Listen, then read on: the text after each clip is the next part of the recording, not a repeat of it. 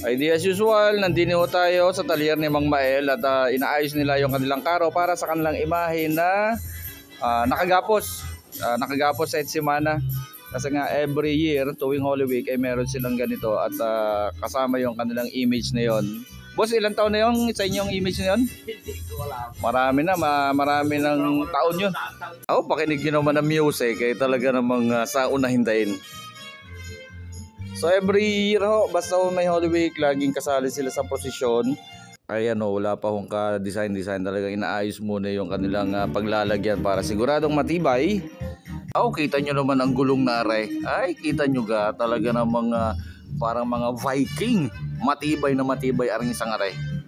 So nilagyan na nila ng spring para kung gumagalaw-galaw man, sumusunod yung patungan ng ating imahe.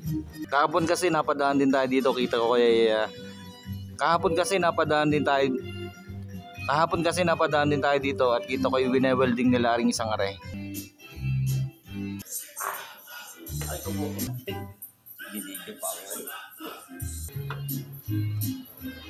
Lalagyan pa daw ng shock para mas lalong malambot.